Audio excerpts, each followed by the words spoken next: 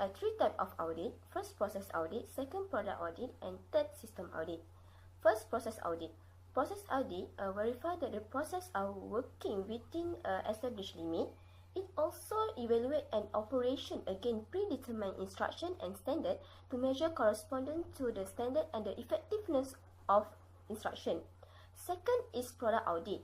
Product audit is an examination of particular products such as process material to evaluate whether it's corresponding to requirement including specification, performance standard and the customer requirement.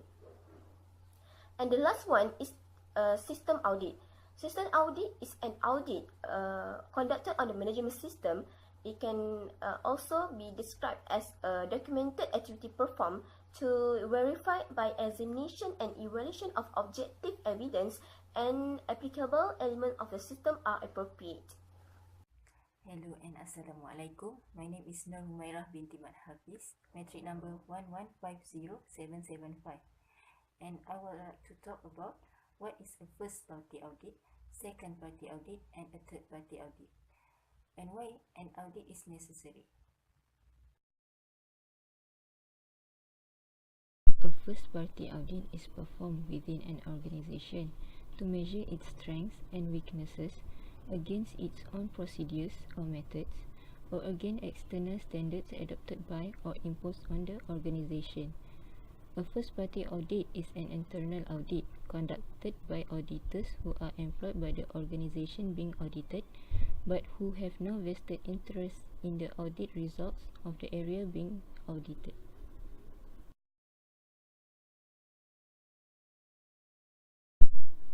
A second-party audit is an external audit performed on a supplier by a customer or by a contracted organization on behalf of a customer. A contract is in place and the goods or services are being or will be delivered. Second-party audits are subject to the rules of contract law as they are providing contractual direction from the customer to the supplier. Second-party audits tend to be more formal than first-party audits, because audit result could influence the customer's purchasing decisions.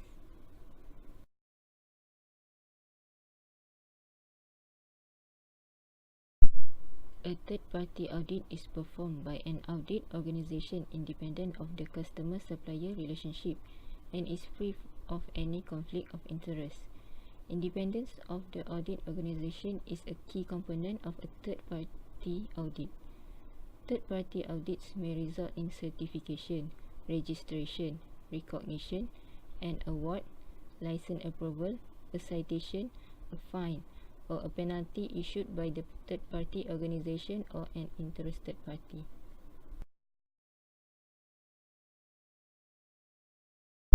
Conducting an audit is necessary to ensure the effective operation of an organization, to review compliance with a multitude of administrative regulations, to instill a sense of confidence in management that the business is functioning well and prepared to meet potential challenges, to maintain or enhance the organization's reputation in the community, to perform a due diligence review for shareholders or potential investors. Not all policies, practices, and procedures are committed to writing. It is vitally important that companies have a process to ensure that everything stays up to date and legal.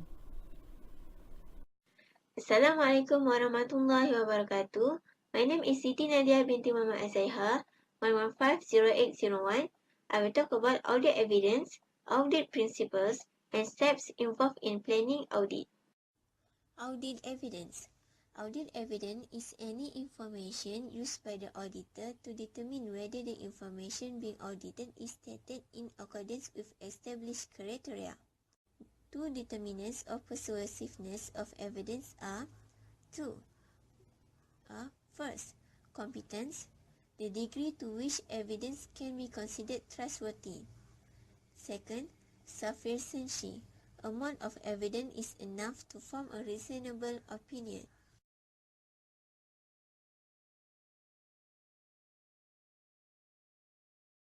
There are 7 types of audit evidence.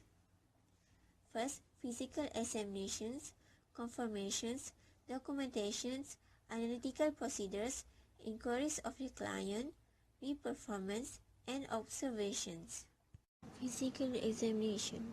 Inspection or count by the auditor of a tangible asset and confirms the existence of an asset. Confirmations. Confirmation is the receipt of a written or oral response from an independent third party. Auditor has client request that the third party respond directly to the auditor.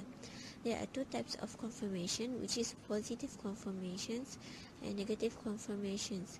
Positive confirmation asks for response even if balance is correct. It is more reliable than negative confirmations, while the negative confirmation is asked for a response only if balance is incorrect. Uncertainty associated with no response. There are three types of documentations, which is types of documents, document vouching, and document tracing. Next, analytical procedures. The analytical procedures is about audit studies relationships among data. Unusual fluctuations occur when significant differences are not expected but do exist, or when significant differences are expected but do not exist. Required during the planning and completion phases on all audits. Another type of audit evidence is inquiries of the client. Auditor obtain information from the client in response to questions. Although much evidence is obtained through inquiry, it cannot be regarded as conclusive and may be biased in the client's favor. Next, reperformance. Reperformance involves rechecking a sample of the manufacturing process. Rechecking involves seeing if the process is performed consistently according to the written records. Lastly, observations.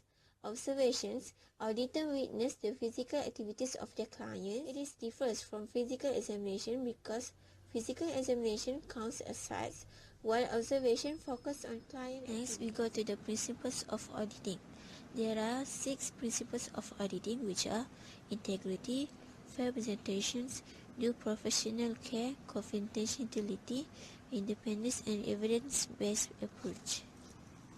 8 steps of planning auditing, which are select the manufacturing process, who will conduct, frequency of audit, record audit schedule on a form, conduct audit according to schedule, document problems discovered, inform all those affected, and lastly, monitor corrective action results.